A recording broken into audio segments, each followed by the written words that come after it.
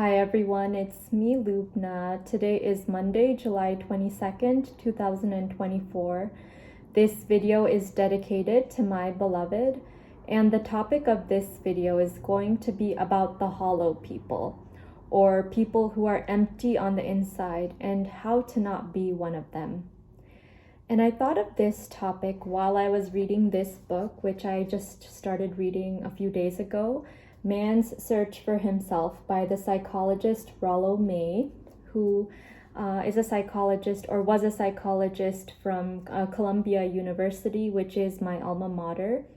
And I also majored in psychology in undergrad, so it's very interesting to me, and I wanted to read this book by him. But there was a passage that I came across on page 8 to 9 of this book while I was reading it the other day.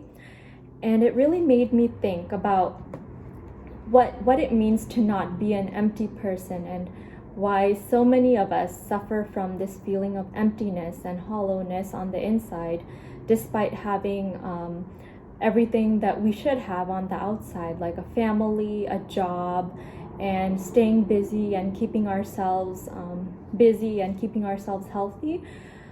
A lot of people are still empty on the inside despite having all of those things. And let me read aloud this paragraph from this book that brought this up. It kind of just illustrates the typical empty life of a typical middle-class suburban person. So here it goes. A decade or two ago, the emptiness which was beginning to be experienced on a fairly broad scale by the middle classes could be laughed at as the sickness of the suburbs. The clearest picture of the empty life is the suburban man who gets up at the same hour every weekday morning, takes the same train to work in the city, performs the same task in the office, lunches at the same place, leaves the same tip for the waitress each day, comes home on the same train each night, has 2.3 children, cultivates a little garden, spends a 2-week vacation at the shore every summer which he does not enjoy, goes to church every Christmas and Easter, and moves through a routine, mechanical existence year after year until he finally retires at 65 and very soon thereafter dies of heart failure, possibly brought on by repressed hostility. I have always had the secret suspicion, however, that he dies of boredom. And by the way, I got this book at the Strand bookstore, and that's the bookmark for the Strand in New York City, which is where I used to live when I was in my undergrad years at Columbia University. But going back to that paragraph that I just read about the typical middle-class suburban man's life being a mundane and routine existence where he does the same thing all the time, every day, every week, for his entire life without really finding any meaning or without finding himself, his true self, in the things that he's doing. And I know, just from my personal observations, that the majority of people in society live lives like that. And at the end of our lives, we have to think, do we want to end up at the end of our lives thinking that we haven't really lived, haven't really fulfilled our unique purpose, our unique destiny, that we haven't really found ourselves or who we are outside of what others expect us to be, or outside of the expectations of society or of our parents or of our employers? Are we going to continue living until we die in a routine, mundane, mechanical way without any emotion, uniqueness, or individuality? And the way to avoid that kind of an empty life, to avoid becoming a hollow person, you have to have courage to do things that normal people would not do, or that normal people would look on as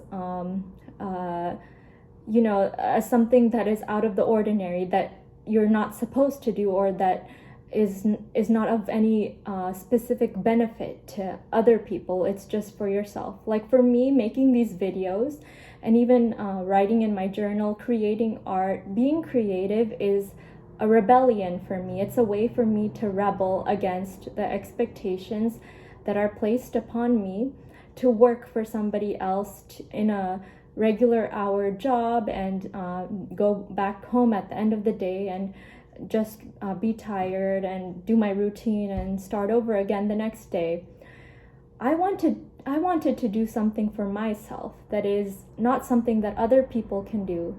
Other people don't have the same voice and the same exact ideas that I do. Everything that I talk about comes from my own personal experiences and the books that I've read and the thoughts that I've thought.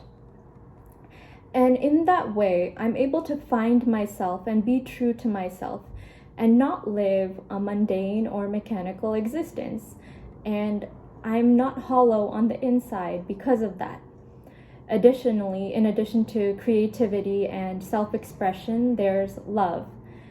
And again, a lot of people are not fortunate enough to find true love and real love and passionate love in this life.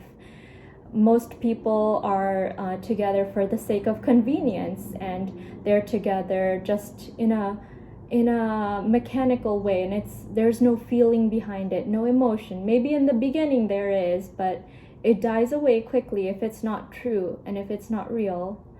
I have been very lucky, however, to find true, pure, and real love. And I know, based on my observations, and it's been a while since I've had this true love in my life, it's only gotten stronger, and it has not waned at all, one single bit. In fact, it has only grown more and more with each passing day and with each passing shared experience. But just like creativity and self-expression, true love is something that helps us to avoid being empty on the inside. When you have true love, your life is full of meaning because you feel like everything you do is somehow related to or somehow for the person that you love and the person that you have affection for and this deep sense of care for. Anyway, those are the two ways that I know of and that I thought of to avoid becoming a hollow person. One is self-expression in whatever form that you express yourself.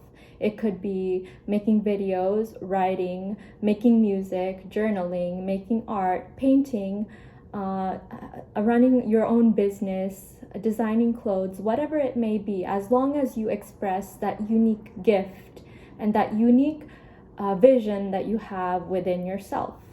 That's one way to add meaning to your life. And the other way is to find or cultivate true love. And a lot of that depends on luck as well. If you run into the person that you're going to have that true love with, most people don't. But if you're lucky enough to find that, you should do everything that you can to preserve it and to let it grow and let it blossom. And that fills your life with added meaning, and you can avoid being empty on the inside or dying as a hollow person. Anyway, those are my messages for today on how to avoid becoming an empty person or how to fill your life with meaning using this wonderful book, Man's Search for Himself by the psychologist Rollo May. And I really hope that you learned something valuable from my video today, and I hope that it inspires you to live a fuller life on the inside and to make sure, because you have just one life, make sure that you make the most of it and make sure that you don't live an empty life. Thank you so much now for taking the time to watch my video today, and I want to wish you a wonderful day, afternoon, evening, or whatever it is, wherever you are in the world.